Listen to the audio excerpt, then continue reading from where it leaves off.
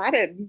Yeah, same. I'm sure everyone in the group is really looking forward to this interview, particularly those that are either preparing to sell or on the other side of the on the coin buying. Definitely to get your insights as a broker, you would see all the great things and all the ugly things, and I'm sure there's a lot of insights that you can provide everyone today. So let's get cracking. So firstly, Davina, everyone knows you as one of the group experts, a local Queensland-based business broker. I'm really keen to hear, or for you to kind of tell your kind of history to the group, because unlike many brokers, you've actually owned businesses, you've sold business, and you've bought businesses, so you've kind of seen both sides of the table. So please feel free to introduce yourself and tell us a little bit about yourself and how you became a broker. Yeah, sure. So I originally owned a couple of franchises. So I was part of a Pilates franchise. I started a couple from scratch and loved what I was doing. I ended up working for the head office, selling the franchise as well. So I've kind of done that broking role, but just for one brand. Um, and I loved it. I went back into my businesses, built them up, made a great amount of profit from it, and sold them at the right time. But the reason I got into broking was because when I was selling, I interviewed a whole heap of brokers and didn't really like the way that they did things. So I went, I can do better than that, and did it myself. I can definitely see the benefit of having that middleman in the middle, because when I sold my own business, I lost that negotiation power because I didn't have someone right there in the middle for it. But I'm just such a big believer that everyone needs help selling their own business. We don't cut our own hair, so why should we? Well, maybe you do, Stuart. Yeah, um, I do actually. So yeah, and I'm not a hairdresser, but yeah, so believe it or we not. like you need the experts to help you along the way. So when you've gone through it all yourself, it's nice to see how it's done. Yeah, it's really great to hear that perspective, particularly having gone through it yourself and seen what it's like, without that support and advice. So let's get started on the questions. I think so. I've got some questions prepared for both buyers and sellers to try and add value from both sides. So we'll start with the sell side. And I guess it's kind of it's a big question, but it's probably the most important. And what would you say the biggest mistakes that you see business owners make when they're preparing to sell, and how can they avoid them? Honestly, there aren't really mistakes when you're selling. In my mind, every business is sellable. Hmm. It just depends on what sort of price they're looking for and things like that. If someone's going to be selling by themselves without a business broker, you just need to make sure you've got all those financials up to date, approved by an accountant, and everything ready to go. Because if you've got a buyer that's keen and ready to go and you're dawdling to get it, then they're going to start looking elsewhere. So that's probably the 100%. only thing. But in preparation, it's just sell what you've got. Don't just understand that what you have is what you have and you don't have something else. Okay, that's a really good perspective. And I think I guess it's easy for people to assume that you need to do certain things in before you can sell, but oftentimes, as you would see, people don't have that luxury, and oftentimes they think about selling when it's time to sell or when they need to sell. So it's good to know that, I guess to start from that mindset. Yeah, you've got what you've got, and you have to sell. If you have to sell today and you need to sell, well, that's what you're working with. But to add to your point about being prepared, I can absolutely agree with that. I think I see it all the time, both myself as a buyer and within the group. People, advertise or put their business up there for sale, and people reach out and they don't hear from them. And I guess from a buyer perspective, that's a massive red flag. If they're not organized in the sale of their business, how is their business running? So yeah, if you to reiterate, having those documents prepared and everything prepared, so when someone is interested, you can hand them over quite quickly. It shows that you're one ready to sell and you're Yeah. motivated. Yeah. So what factors have the biggest impact on how much a business can sell for? Net profit, and net profit. So The not number of emotions. no, the number of business owners, and it's really hard. Like I've been there. You put your blood, sweat, and tears into it, and you go, Mm, "Oh, the fit out cost me this, and I bought this and that and that." It just doesn't matter at all. A bank's not going to look at all of that either. A bank yeah, looks at purely at your bottom line. So if the net profit isn't showing what you're expecting, then you're just not going to get the numbers that you're after. 100%. That's and I guess it relates back to um the way most small to medium businesses are valued, right? It's a multiple of their net profit.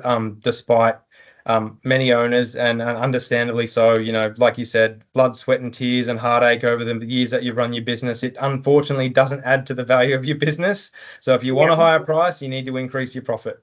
Well, and this is why I'm such a big advocate of buying an existing versus starting from scratch, Mm, because someone spends, especially in restaurants, they spend hundreds of thousands of dollars on the fit out. 100%.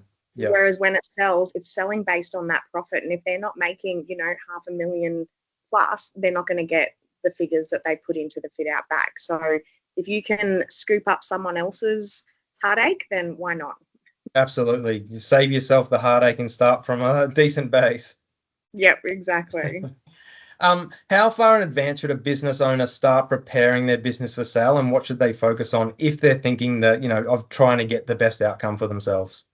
Look, I'm not like the ordinary person. When I started my businesses, the first thing I did the day I opened the door, I went to my accountant and I said, right, what do I need to do to get it ready for sale?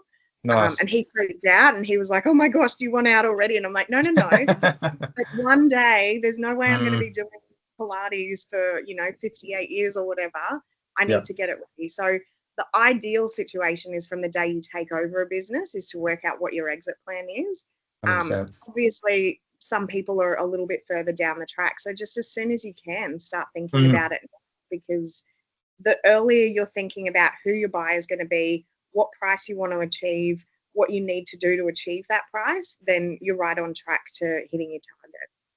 100%. And I mean, if you've got your exit plan in mind as early as you can, your decision making while running the business is all tied back to that. So you kind of, let's say you're selling in 5 years, but you already know what you want to do and how you want to sell it. Every decision you make up for that 5 years is going to maximize the value. So when you get to the time of selling, you're going to be in the best position. So yeah, great advice. Well, and also, like, we don't know what's going to happen. You Exactly. might get hit by a bus tomorrow or something.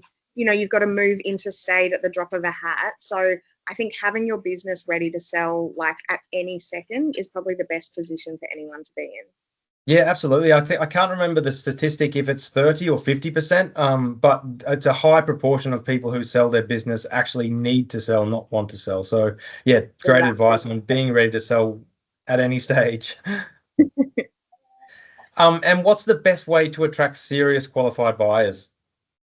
Um, Definitely having the books in order, Hmm. having your profit and loss statement ready to go. If it's approved by an accountant, even better. Having just, do you know, this sounds ridiculous, but having a clean and tidy business, whether that means your books or the actual physical property. The Mm, number of times I go in there to an appraisal and I'll go out and I'll have a chat with them and you go, guys, like you need to tidy this up. Like it's like presenting a house for sale. You wouldn't 100%. let it just have crap everywhere. You kind of want to make it look as good as possible. Same with the business. Absolutely. And I think, yeah, I think those intangibles can have a big impact on the perception from a buyer side. If you go into a business and it's like there's stuff everywhere and it's a bit run down, you're like, oh, if this is how it's kind of looks day to day, how are they actually running this business? It puts doubt in your mind at least. It really does. Yeah, definitely. Awesome. And how do you handle confidentiality when selling a business, and why is it important? Oh, look, we have a non-disclosure agreement that we've got drawn up by a lawyer. Yep. If someone is selling their own personal business without a broker, I would highly recommend spending the money with a lawyer to get that done. It is enforceable in court here in Australia, so it's super important to do it. The biggest thing with selling your business is you don't want your staff to know because you don't want to create anxiety with them, and you don't want your customers to know either. So whenever we sell a business, don't get me wrong, sometimes we'll use a photo of the actual business, but we'll never use the name of the business in the ad. Because if I'm selling Davina's Cafe and then someone Googles it and all of a sudden it comes up for sale, might turn around and go, oh, shivers, it's for sale. I better not go there because what if they're not Mm. open or something like that. So, yeah, you've just got to be really careful about that. Great, great advice. And yet, it's I think whether you go to a lawyer to get one drawn up, I think you can get even templates online that will cover you the very basics. So if you're doing it yourself, low budget, there's heaps of options out there, but protecting yourself is absolutely important. Yeah, definitely. So now let's chat about some buyer questions. What are the key things buyers should look like when assessing a brick and mortar business before making an offer? Um, I love this question. Everything. um, I think the most important before you even walk through the door of a business is just understanding that profit and loss statement. Really analyzing the expenses. I know that, like, and even for me doing what I do, I still consider buying some of the businesses that I list because I go, oh, this is pretty interesting. I think I could work with that. But I look through the expenses and I go, right, what is a personal expense that I could get rid of? What are they charging? Like, what are they paying way too much on that I haven't seen any other businesses spend that sort of money on it. Wages is a massive part of that. And you also want to be careful that what the owner is doing is making sure, like when you're looking through those wages, that they're not all family members of Mm. that owner, because chances are a lot of them are going to leave. So, and if that is the case, that's okay, but just be aware of that's going to be one of the first things that you're going to have to do in the job. Yeah, 100%. I can completely agree with that. I think to your first point, it's being able to identify opportunity if you do go through and you settle. What are the low hanging fruit that you could remove from the expenses to get a little bit more increased profit, but also considering your risk. Particularly, you mentioned wages. Particularly in small to medium businesses, I see often. And I'm sure you see it as well. As it is, many small business owners don't pay themselves market rates, and which it has to be done for a period of time, but you need to really understand how many employees they've told you that they're working with, what their wage costs are, and if that aligns, cool. If it doesn't, which it often sometimes there's questions, just it gives you the ability to ask questions so you're in the know before you kind of start making decisions. Yeah, exactly. Definitely. What's the biggest mistake buyers make when negotiating a business purchase?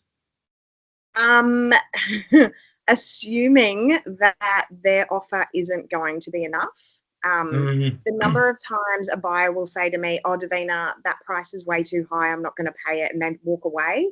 And I'm like, "No, no, no, come back," because you don't know what's going through that seller's mind on that day. And even if we've listed a specific price on that advertisement, doesn't mean that that's the price that the owner is actually going to take, and it may actually be a huge difference just depending on what's happening in that seller's life on that day. Because, like you mentioned earlier, Stuart, like almost 50% of sellers need to sell, not want to Mm, sell. So that's I it. think you've got to remember that when you're negotiating as a buyer. Yeah, that's a great point. And I think to add to that, I think from my experience is just because an offer isn't accepted today doesn't mean it's not going to be accepted. They might come back to you in 2, 3, 4 months and go, you know what, that was actually a good offer, consider, based on what we have got or what we haven't got in the past 3 months. And or now we're even more ready to move. We have to move. So let's talk. Yeah, exactly. Definitely. Don't walk away from a business when you're negotiating. Like, keep your option open because it could work out in the long run. That's it. And I think to reiterate what you said is, understanding the seller's motivations and what they're trying to achieve will help you as well. Because if they're motivated, oftentimes it's a lot easier to get, or very motivated, I should say, it's a lot easier to kind of get to an agreement. And you have to get to an agreement, you have to start somewhere, right? Yeah, exactly. Yeah. Um, how can buyers structure deals creatively to reduce risk and increase their chances of success? And I think you and I have spoken about this before, Stuart. I'm one of the few business brokers that actually believe in vendor financing options. I think it's really important to look at that as an option for a client. However, I do say, like, if I've got a listing price, let's say of $100,000 on a business, if you're going in as a cash offer, you could probably negotiate a little bit harder. If you're going Yeah, in as that vendor finance option, you kind of want to be as close to that $100,000 100%. as possible. But if you can go in with 50% upfront and 50% over the next year or two, sometimes that can get a deal done. I've got one happening at the moment right now that I'm hoping will be accepted because it's a great upfront and it's a great option for the owner moving forward. 100%. And I'm sure everyone's ears pricked up when you said you're a broker and that you're not against vendor finance. So you probably have a heap of inquiries today. But To your point though, like if it makes sense for both parties, from my perspective, and one of the things that I've told you in our conversations that I get frustrated with brokers in the past is that even if it makes sense, some brokers are generally just anti vendor finance or deferred payment in general, which sometimes negatively impacts their sellers, because if they're ready to sell and there's a decent offer on the table, like you said, it has to be reasonable, Yeah. reasonable and deferred. Like if it's a win-win, why not? Well, exactly. So this particular business that I'm negotiating with at the moment, they actually have two offers. One of them is about $200,000 less than the other one, Mhm. but the second one has the vendor finance option. So they're almost getting that first offer initially, and then the rest of it's coming later anyway. So, like, you'd be silly not to take that vendor 100%. finance.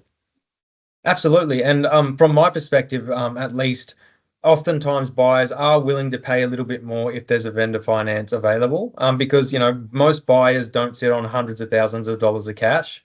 So if there's creative ways that, the two parties can work together to get it done, well, it makes complete sense. Definitely.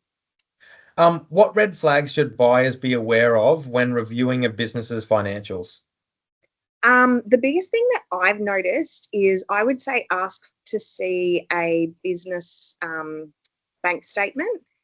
We've had a few deals that have gone through, and then later on, you've discovered that the owner's putting like their personal cash into the business Right. and putting it through as sales. That's one of the Mm, scariest things ever. So we do everything we can to mitigate that before we list it. yep. But I think especially if you're buying and selling through like your sort of page, which is awesome and it's a great way to do it, just be really aware of what is actually going into that business. 100%. And to add to that, have a team of experts around you to support you if you get to that due diligence stage. Don't assume that you know everything. And I'd prefer myself personally, if you've got the term sheet and you're seriously considering buying a business, spend a little bit of money and get experts to look at it, because they'll see things that you don't even realize. And the last thing is you want to get to settlement and realize that the business isn't what you thought it was. Yeah, because it's also going to affect you later. Like, even if you 100%. go, I could fix this up, you've now got to work uphill to try and get that same price that you've just paid for it, essentially, which is, Exactly. that's no one's ideal world. Yep, 100%. If you could give one piece of advice to anyone looking to buy or sell a business in today's market, what would it be? Um, Anyone looking to sell, I would say don't wait to put it on the market. Don't wait for that next, cash injection or whatever. Just do it, because it is a long process. I Mm, always tell my clients 12 to 18 months that you're usually sitting on the market. And at the moment, it's starting to come down a little bit closer to the 12-month mark, which is great, but it can be a long process. So don't wait for that next big sale that you're going to do. Just do it now, and we can update the records later. For someone who's buying, I would say put an offer in. If you like a business, don't worry about what price they've got on it. Just put an offer in, because you just don't know. And like we spoke about before, sometimes that offer might not be accepted straight away, but it might be later on. Just yeah, put the offer in. It's worth yeah, it. 100%. And I think to add to that, the sooner you put an offer in, the sooner you know as a buyer. Like if they flat out reject it, you don't spend any more time on that business. Instead of, Yeah, if you're doubting yourself or you're sitting on the fence, you're looking at the numbers, just put an offer together. And if it gets accepted, awesome. If it doesn't, well, cool. You can move on to the next one and not waste the amount of time that you would have otherwise wasted.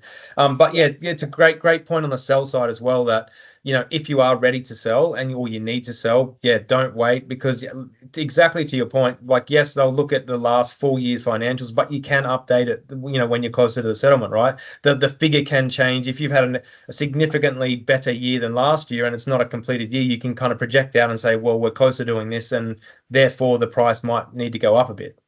yeah, definitely. We update our figures every quarter.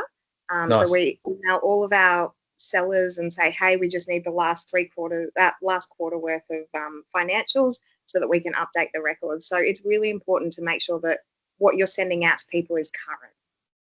Yeah, that's a great one. I've seen businesses, when I first started looking and working with brokers more heavily. Yeah, I'd see businesses that they'd send financials from 2 years ago. It's like, what is this? Like, what am I looking at here? I know, I know. Doesn't And doesn't don't get me wrong, I've still got some on my books that look like that, and I'm constantly going, come on, give me the Send it updated through. figures. Yeah. That's it. So like that, they're all the structured questions that I have. Have you got any other suggestions, recommendations that you want to make to either buyers or sellers based on your experience? Look, I really enjoy doing what I do because you get to see all sorts of different businesses too. So I think from a buyer's point of view, don't lock yourself into one particular industry. Mm, It's amazing all these different industries that are out there. We've got a business at the moment, and when it came across my desk, I was like, that's actually a business. People make money doing that. Um, and it's just something that I never would have considered before in my life. But look at the profit and loss statement. And if you can manage a business, it doesn't matter if it's a cafe or a Pilates studio or whatever, you can manage a business. That's your strength. It doesn't have to be in that particular industry. It just has to be in managing a business, reading a P&L, managing people, if that's the type of business it is, or whatever it is. So consider everything. absolutely. Yeah, that's great advice. Yeah, anything else that you wanted to add? No, all good. Awesome. Oh, well, I really appreciate your time today, Davina. I'm sure everyone in the group got a heap of value from that, and hopefully you get a few buyers reaching out saying, "Hey, I heard you're interested in, or you're open to vendor finance. Let's have a chat. What have you got?" Sounds good. I like it.